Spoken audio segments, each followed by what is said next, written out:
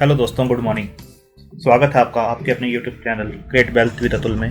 मैं हूं आपका दोस्त अतुल गोयल। आज हम डिस्कस करेंगे अदानी पावर को। इसको डिस्कस करने का क्या रीज़न है, डीलिस्टिंग, कुछ न्यूज, क्या इसकी फेयर वैल्यू बनती है, कितना नीचे जा सकता है, किस टारगेट के लिए हमें इसे रखना चाहिए, कितना रिस्क है इसके अंदर, रिस्क रिवार्ड रेशो क्या बनता है, टेक्निकल्स डिस्कस करेंगे, सपोर्ट क्या है, रेजिस्टेंस क्या है। तो बने रहिए वीडियो में एंड तक। तो स्टार्ट करते हैं अदानी पावर के साथ। जो प्राइस इसका बंद हुआ है 47.80 1.70% की तेज़ी के साथ आप देख पा रहे हैं। प्रीवियस क्लोज जो था 47 का था और ओपन हुआ 47.60 पर, हाई जाता है 48.60 और लो बनाता है 47.30 का और 47.80 के आसपास ये 24 दिसंबर को बंद होता है 1.70% की तेज़ी के साथ। अब हम इसका फाइनेंशियल्स भी एक बार डिस्कस कर लेते हैं। मार्केट कैप जो है 18,475 करोड़ का है इसका। ROCE return on capital employed 8.22% का है। आप देख पा रहे हैं एक लॉस मेकिंग कंपनी थी, धीरे धीरे ये प्रॉफिट्स में आ रही है। डेट इसका मेजर इशू है, डेट बहुत ज़्यादा है। डेट टू इक्विटी देखेंगे 4.43 है, डेट देखेंगे तो 51,000 करोड़ का डेट है। 30 रुपये की बुक वैल्यू है, 47 के आसपास ये काम कर रहा है। तो 1.59% की इसका प्राइस टू बुक वैल्यू बनती है। फेस वैल्यू जो है इसकी 10 की है। डिविडेंड ये पे नहीं करता है।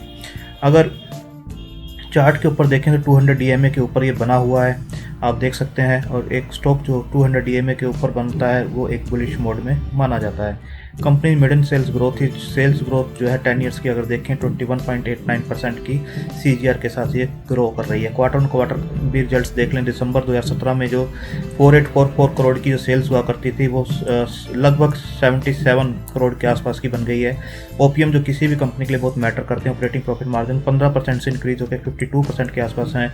ऑपरेटिंग प्रॉफिट जो 705 करोड़ के हुआ करते थे वो 4000 करोड़ के आसपास पहुंच गए हैं। आप देख सकते हैं क्वार्टर ऑन क्वार्टर ग्रोथ। और नेट प्रॉफिट जो माइनस 1314 करोड़ के थे वो 2228 करोड़ के आसपास पॉजिटिव हो गए हैं। जो पिछले 3-4 क्वार्टर से आप देख रहे हैं माइनस थे, तो 2228 करोड़ पॉजिटिव में आए हैं। ईयर ऑन ईयर भी अगर कंपैरिजन कर लें तो मार्च 2010 में जो 427 करोड़ की सेल्स थी वो देखेंगे 26,468 करोड़ की सेल्स है। OPM देखेंगे 57% के आसपास जो होते थे 22% के आसपास से एनुअली काम कर रहे हैं, जो पिछले कुछ सालों से आप देखेंगे 20% से ऊपर ही बने हुए हैं। ऑपरेटिंग प्रॉफिट आप देखेंगे 244 करोड़ के जो होते थे 5700 करोड़ के ऑपरेटिंग प्रॉफिट्स हैं। नेट प्रॉफिट जो माइनस में होता था 2009 में -5, देन 2010 में 170 करोड़ का वो इंक्रीज हुआ था बीच में 551 के आसपास, बट उसके बाद -6000 -2000 तो माइनस में ये कंपनी काम कर रही थी। और पिछला जो क्वार्टर आप देखेंगे सितंबर का, उसके अंदर इन्होंने प्लस में एक पॉजिटिव रिजल्ट्स दिए हैं 2228 करोड़ के। तो डेट जो है एक मेजर इशू है इस कंपनी का। डेट देखेंगे जो मार्च 2009 में था 4490 करोड़ का, वो आप देखेंगे 52,000 के आसपास बढ़ता हुआ आपको नजर आएगा। देन ये रिड्यूस हुआ है 46, अगेन 55 के आसपास पहुंचा है, अब ये 51 के आसपास है इस क्वार्टर के जो डिक्लेरेशन हुई है। जो रिजर्व्स हैं 447 से इंक्रीज हुए हैं 77, और जो एसेट्स हैं 7900 करोड़ से जो इंक्रीज हुए हैं 77,000 के आसपास के एसेट्स इंक्रीज हुए हैं। तो मेजर जो कंसर्न है इसका एक डेट मेजर कंसर्न है। तो 71.55 का जो प्रमोटर का स्टेक था तो 74.97 के आसपास का है, कुछ स्टेक इंक्रीज होता हुआ नज़र आ रहा है। FII की होल्डिंग रिड्यूस हुई है 19.41 से 12.62। DII की जो है 2.52 से इंक्रीज हुई है 5.76, और पब्लिक की जो शेयर होल्डिंग है ऑलमोस्ट सेम बनी हुई है 6.52 से 6.65 के आसपास। तो आप देख सकते हैं डेट एक मेजर इशू नज़र आता है इसके ऊपर। और जो सितंबर क्वार्टर के पॉजिटिव रिजल्ट्स दिए हैं वो एक अच्छा सिग्नल है आने वाले टाइम के लिए। अभी जो इसके ऊपर न्यूज़ है, इन्होंने एक अपनी डील जो है वो कैंसिल हुई है इनकी। आप देख सकते हैं Adani power's agreement with AES OPGC holding and AES India for acquisition of 49% stake in the Odisha power generation corporation. आप देख सकते हैं OPEG Odisha power generation corporation has been cancelled as the Odisha government which holds 52% stake in OPGC has exercise the right of first refusal.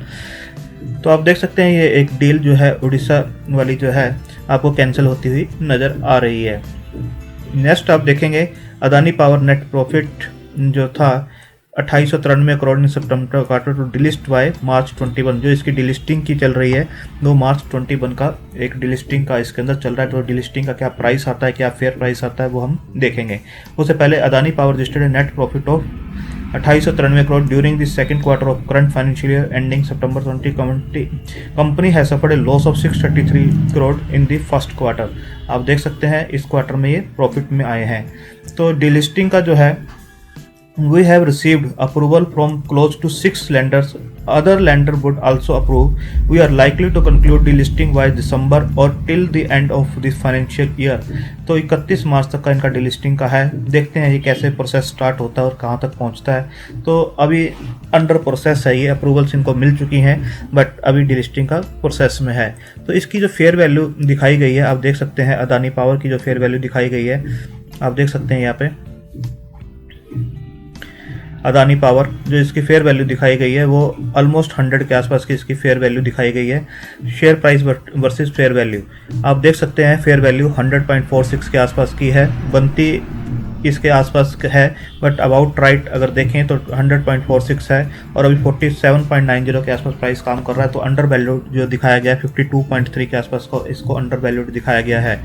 तो आप देख सकते हैं why are you a share holder since Adani power is currently under valued. आप देख सकते हैं इस प्राइस पे अंडर वैल्यूड है। It may be a great time to accumulate more of your holding in this stock with a positive outlook on the horizon. It seems like this growth has not been fully factored into this price.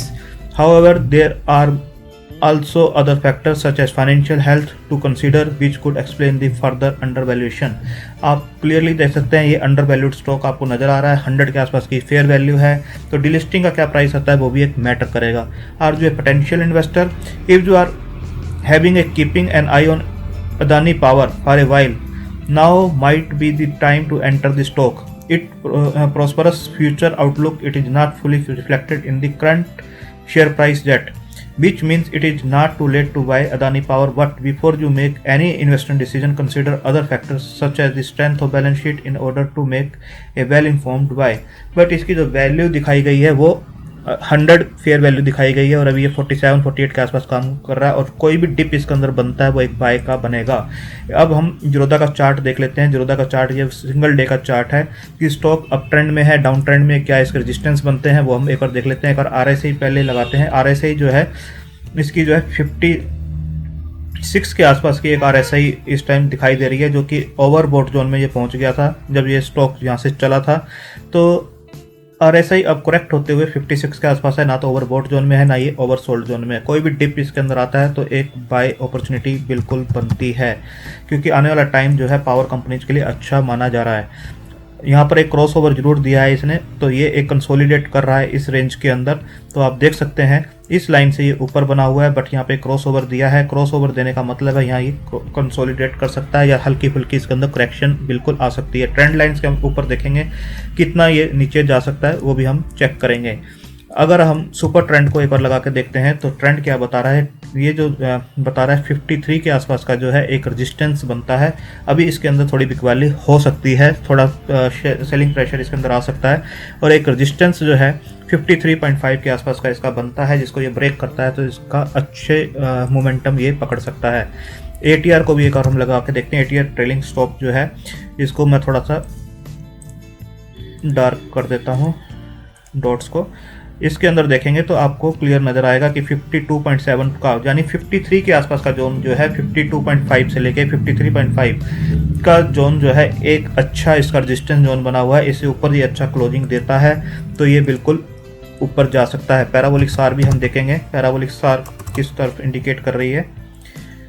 Parabolic सार देखेंगे तो ये भी indicate कर रही है कि 57 का जो जोन है उसे क्रॉस करता है तो ये अच्छे लेवल ऊपर के दिखा सकता है। इवन ये इस लेवल तक भी जा सकता है, 65 को ये क्रॉस कर सकता है इजीली, 65-68 के लेवल्स को। तो हमने MACD देखा, RSI देखा, एक और बुलिंजर बैंड भी हम देखेंगे। बुलिंजर बैंड को भी देखना काफ़ी ज़रूरी होता है।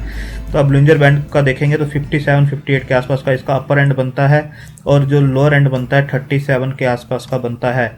और एक नैरो रेंज के अंदर ये स्टॉक देखिए बिल्कुल काम कर रहा था काफ़ी टाइम से, और जब ये बस्ट हुआ है तो यहाँ पर देखिए कितने ऊपर के लेवल इसने दिखाए हैं। अगेन ये कंसोलिडेट कर रहा है एक रेंज के आसपास, एक मिडल रेंज के आसपास ये कंसोलिडेट कर रहा है। तो थोड़ा बहुत डाउन साइड इसके अंदर आता है तो बिल्कुल इसके अंदर बाइंग अपॉर्चुनिटी बनती है। और डिलिस्टिंग का प्राइस देखने वाला होगा इसका क्या प्राइस बनता है। अब हम इसमें ट्रेंड लाइंस भी अपनी लगा के देखते हैं कि ट्रेंड लाइंस हमें कैसे इंडिकेट करती हैं। उससे पहले हम एक रिट्रेसमेंट लेवल लगा के देखते हैं। जो अभी रिट्रेस हुआ है ये, वो किस लेवल के ऊपर जाके रिट्रेस हुआ है। तो फिबोनाची रिट्रेस हम लगाएंगे। ये जो रिट्रेसमेंट लेवल है उसको हम देखते हैं कितना ये रिट्रेस हुआ है। इस लेवल से इस लेवल तक ये गया था, तो ये रिट्रेस हुआ है 61.8 लेवल से भी ज़्यादा ये रिट्रेस हो गया है। और अभी ये जो आ रहा है 61.8 का जो है एक रेजिस्टेंस जो फेस कर रहा है, तो इस लेवल से भी ज़्यादा ये जो है स्टॉक रिट्रेस हुआ है। जो अभी इसने स्विंग दिया था, अच्छा स्विंग दिया था ऊपर तक, उसके बाद ये रिट्रेस होता हुआ नीचे आया है और 61.8 जो गोल्डन लाइन मानी जाती है उसको भी इसने इस लाइन के साथ ब्रेक कर दिया था। जैसे इसने ब्रेक किया तो आप देख सकते हैं यहाँ पर कंसोलिडेट होना स्टार्ट हुआ है और इस लाइन के ऊपर आने की बिल्कुल ट्राई कर रहा है। तो ये इसके ऊपर आ सकता है। रजिस्टेंस जरूर है इसके लिए। नियर टर्म के लिए कोई भी अच्छी न्यूज़ आती है, अच्छे रिजल्ट्स आते हैं, तो ये अच्छे वॉल्यूम के साथ, क्योंकि मोमेंटम में रहते हैं इसके स्टॉक अदानी के, तो अच्छा ये मोमेंट दे सकते हैं। तो लाइन भी हम लगा के देखते हैं, ट्रेंड लाइन हमें क्या कह रही है। ट्रेंड लाइन जो अभी नियर का एक हम यहाँ से लगा के देखते हैं।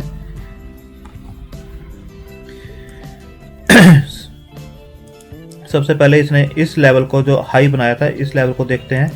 यहाँ पर हाई बनाया, हाई बनाने के बाद आप देखेंगे अगेन इसने यहाँ पर हाई बनाया और इस हाई के बाद इसने जब इस लाइन को ब्रेक किया है तो देखिए कितना ये ऊपर जाता हुआ आपको नज़र आया है।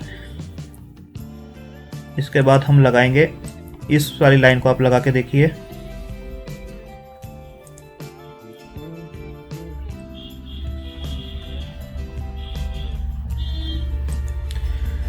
यहाँ पर आप देख सकते हैं, यहाँ पर इसने सपोर्ट लिया, फिर यहाँ पर लिया और इसके बाद ये इस लाइन के ऊपर सपोर्ट लेता हुआ ऊपर मूव कर सकता है।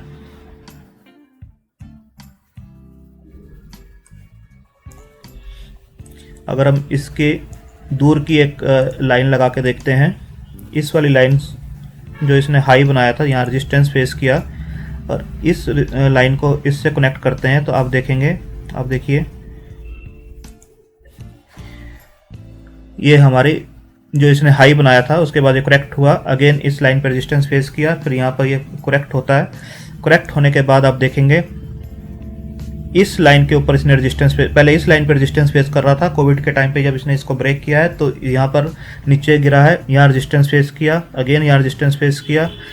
तो इस लाइन को पहले इसने ब्रेक किया है इस कैंडल के साथ और फिर इस रेजिस्टेंस को भी इसने क्रॉस किया है। इस आप देख सकते हैं दोनों रेजिस्टेंस जो इसके बने हुए थे, ये रेजिस्टेंस और ये रेजिस्टेंस दोनों को ब्रेक करता हुआ कितना ऊपर गया है जब इसने दोनों रेजिस्टेंस को ब्रेक किया है। अब इस लाइन के ऊपर ये सपोर्ट ले रहा है और सेकंड सपोर्ट जो इसका बनता है इस लाइन के ऊपर बनता है। तो दोनों लाइन जो है बिल्कुल नियर बाई है। इस लाइन जो रेड लाइन देख रहे हैं और देन इस लाइन के ऊपर अच्छा सपोर्ट इसका बनता है। अगर डाउन साइड में देखेंगे तो डाउन साइड जो इसने यहाँ पर जो डाउन साइड लगाया था और उसके बाद यहाँ डाउन साइड जो लगाया है इसने,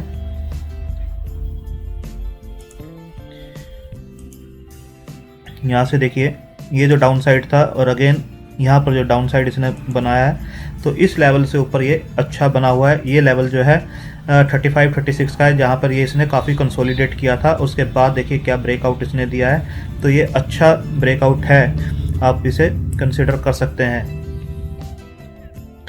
तो सपोर्ट जो इसका बनता है वो क्लियर आपको नज़र आ रहा है कि ये जो सपोर्ट है ये इस लाइन के ऊपर ये सपोर्ट ले सकता है। अब इसको जो ऊपर का रेजिस्टेंस है उसको भी हम एक बार देख लेते हैं। यहाँ से हम इसे पिक करते हैं, ये जो इसने लो बनाया था कोविड के टाइम पर, उसके बाद इस लाइन को आप पिक कीजिए और यहाँ से इसे देखिए। जब इसने यहाँ पर रेजिस्टेंस फेस किया, यहाँ रेजिस्टेंस फेस किया और यहाँ पर सपोर्ट लिया, उसके बाद ब्रेक किया नीचे कोविड टाइम पर, यहाँ पर इसने सपोर्ट लिया, उसके बाद इस लाइन पे इसने चलना स्टार्ट किया, यहाँ पर रेजिस्टेंस फेस किया, उसके बाद जो है इस लाइन के ऊपर आप देख सकते हैं यहाँ पर भी इसने सपोर्ट लिया था और यहाँ पर फिर अगेन सपोर्ट लिया है इसने, और जब इस लाइन के ऊपर ये चलना स्टार्ट हुआ तो अच्छा इसने ब्रेक दिया है। अब ये जो लाइन इसकी चल रही थी जो पहले इसको सपोर्ट कर रही थी, अब एक रेजिस्टेंस की तरह इसने काम किया है और इसके नीचे ही आके बंद हुआ है। तो ये सपोर्ट जोन इसका बनता है इमीडिएट, तो यही लाइन जो है ये सपोर्ट जोन बनती है और सेकंड जो सपोर्ट जोन बनती है ये बनती है।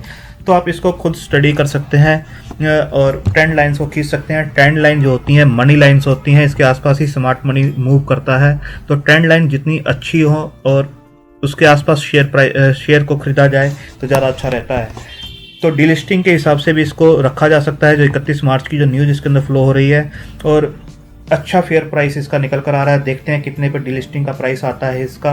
तो डाउन साइड इसके अंदर लिमिटेड बनती है, कंसोलिडेट ये कर सकता है इस लेवल के ऊपर।